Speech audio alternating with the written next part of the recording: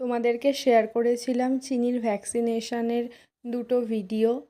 কেন ভ্যাকসিন করাতে গেছিলো সেটা আজকে তোমাদের সঙ্গে শেয়ার করব। তো গত 12 অক্টোবর চিনিকে একটা স্ট্রিট ডগ বাইট করে দেয় ওর লেজের মধ্যে।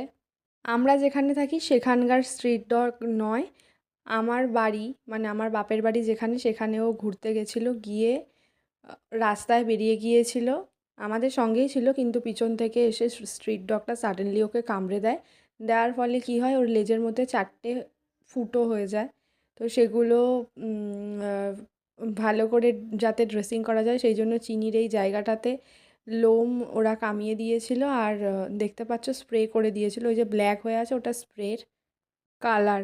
চিনিকে 3টে ডোজে ভ্যাকসিন দিতে হয়েছিল ওর ওয়েট ওয়াইজ। তো সেই জন্য চিনি বেশ কয়েকবারই গিয়েছিল, মানে 3বার গিয়েছিল ভ্যাকসিন নিতে, তার মধ্যে 2টো তোমরা দেখেছো।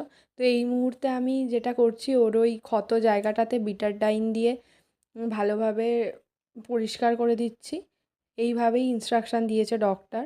দেওয়ার পর এটা ভালো করে ক্লিন করে নেওয়ার পর টি ব্যাগ অয়েনমেন্টটা লাগিয়ে দেবো। তো এই জায়গাটাতে দিনে 2বার ড্রেসিং করতে বলেছিল ডক্টর, তার কারণ স্ট্রিট ডগ যারা হয় তাদের মুখের মধ্যে অনেক জীবাণু থাকতে পারে বা সেফটি হয়ে যেতে পারে, সেখান থেকে অনেক সমস্যা হতে পারে।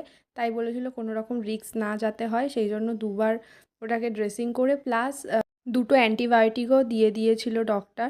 সেইভাবে ওর পুরো ট্রিটমেন্টটা চলেছে। বর্তমানে ও এখন সুস্থ, ওর যে ট্রিটমেন্টটা পুরোটাই হয়ে গেছে।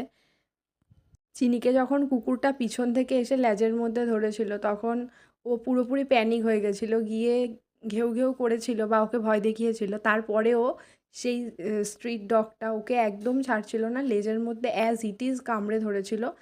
এবার চিনি ভয় পেয়ে যন্ত্রণাতে রাস্তার মধ্যে শুয়ে পড়ে, তাই জন্য ওর একটু ডিপভাবে ফুটোটা হয়ে যায়, তাই আরও বেশি ভয়ের ছিল জিনিসটা। কিন্তু এখন পুরোটাই কিওর হয়ে গেছে, এই যে পুরো জায়গাটা তোমরা দেখছো।